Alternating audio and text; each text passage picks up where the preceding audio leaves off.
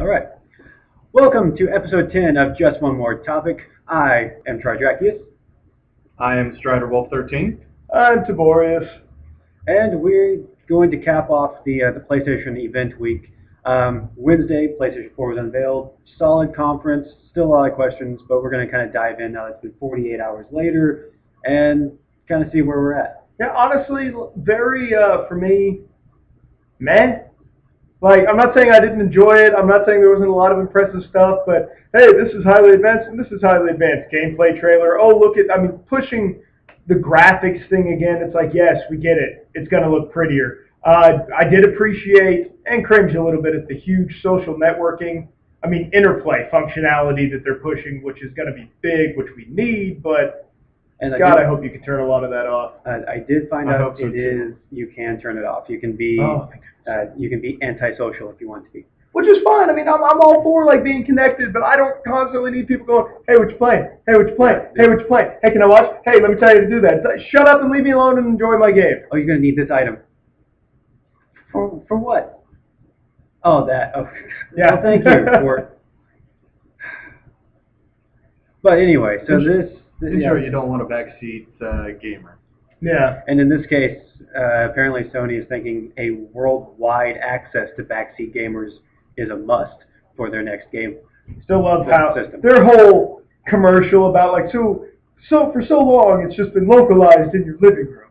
Now and it just shows like all these people walking by blindly in like real life, and just one person's on their tablet, one person's on their phone, all enjoying the Sony experience. So basically Sony's saying screw the real world. Stick with us. I'm okay with that. I mean, gaming everywhere.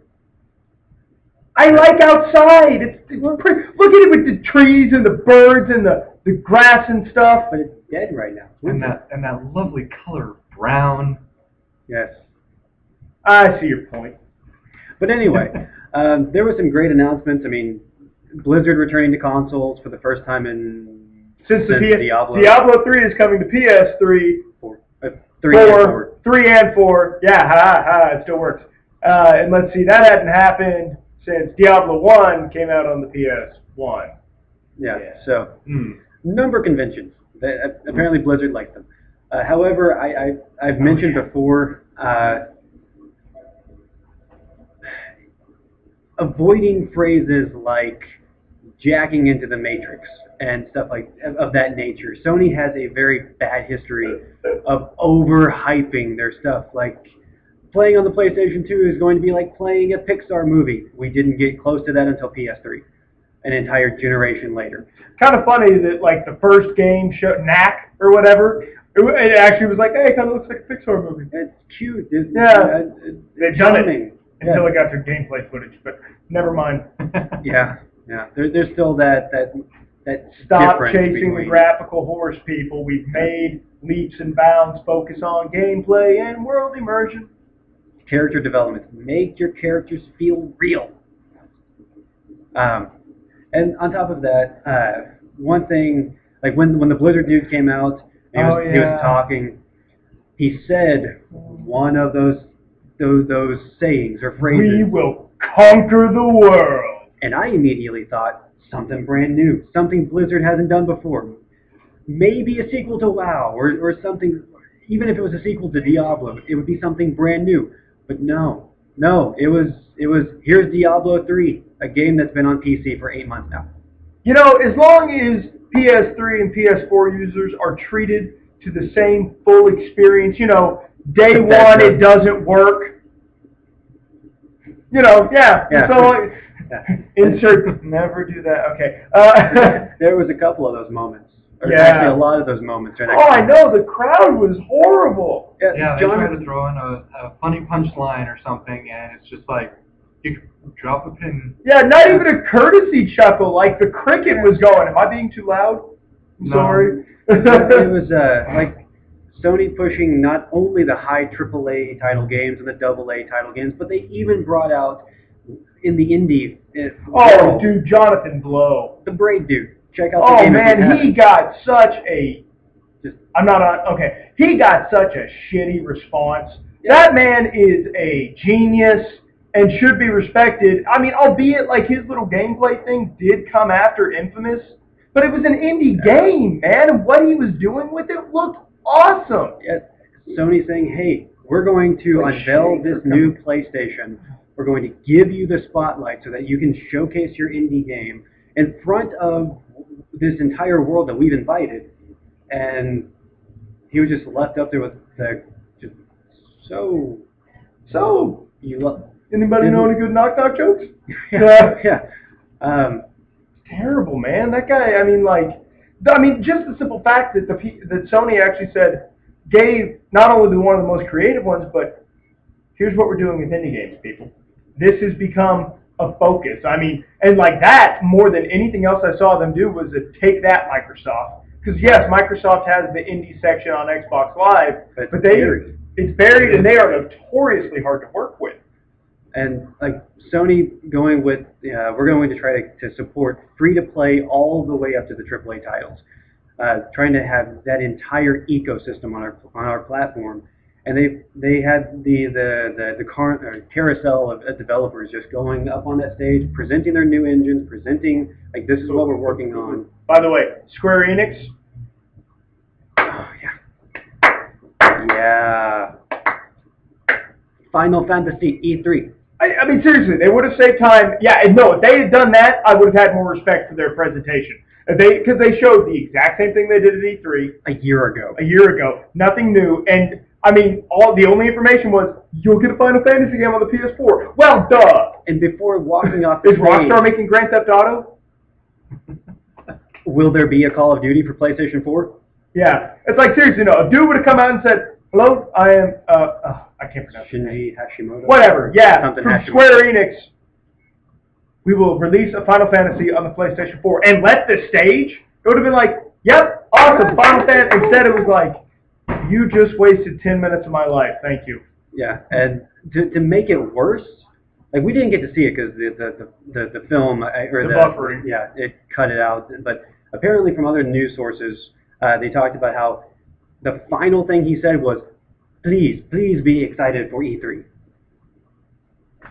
You're telling gamers, you're telling gamers to be excited for the biggest gaming event the entire year. Yeah. That just doesn't make sense. No. That whole thing was miserable.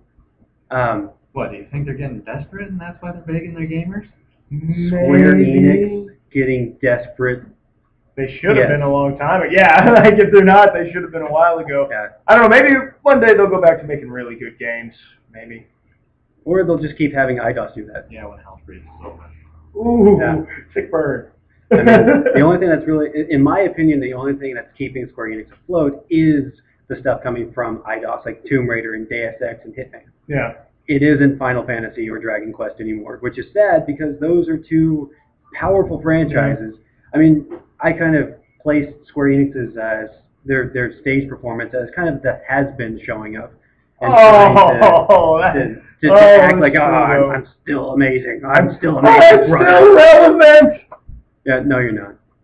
Unfortunately, until you do something amazing. Yeah, then but it's like what their definition of what needs to be amazing is so like you have such a low bar to hit to make everybody go, "Oh my God, I love you." Yeah, maybe that's one of the problems that they're running into. Maybe not 30-hour prologues though. That may not be the way to go again. I'm just throwing that out there. I'm with you on that one. Yeah, I love a big game, but 30 hours to get to the meat of the game, seriously? Yeah. Seriously. No. Like, I get 8 to 10. I get that. 30? Yeah. That happened a while ago. But the problem is, you've got this grand opportunity to. Sony invited a lot of. They didn't invite us. I know. Yeah. What up with that? Yeah. But we'll set that aside for now. They invited all kinds of. I know who this guy is. I have no idea who you are. Fred Rex from Just One More Topic and Just One More Level. Anyway. Speaking Greek. I have no idea what he's saying. So. Oh no, it's some sort of word gibberish. Some of the big announcements. You've got all these people there. Sony's invited all these people, and you don't even have a logo to show. You don't have a new trailer to show. You're just up there like, oh yeah, we're doing this. Yeah, look at our pretty cutscenes, because no one expected us to make And pretty cutscenes. my beautiful Metro face. Oh God, we're okay on that note. Yeah, we're going to avoid. problems. Yeah. So yeah, that's some of it. We'll probably be talking about this again soon. Yeah, 10 minutes for No, everything no. that was talked about. It was supposed to be a 30-minute conference, and it turned out to be 2 hours. So it's kind of hard to just sum all that stuff up in 10 minutes. Because there's still the Bungie unveiled Capcom's new game, which looked either possibly like Monster Hunter or Dragon's Dogma. Either way. Change the name. Watch Dogs is good. Oh yeah, Watch Dogs. Yeah, Watch Definitely Dogs. looking forward to that, as well as the Bungie's game. Yeah, Bungie on the PS4. Oh, okay, we've already done that rant, but still freaking hysterical. Sci-fi first-person shooter by the 10 guy years. that did Halo. But anyway, before we go too far, I'm Tridrachius. I'm Stradwolf 13. I am Tiborius. Let me try that again without my voice cracking. Hey guys, I'm Tiborius. Close enough. And there we go, the Mohawk. This has been episode 10 of Just One More Topic. Post your comments, suggestions, all that kind of stuff. Let us know what you think of the PlayStation conference. We will be talking to you guys later.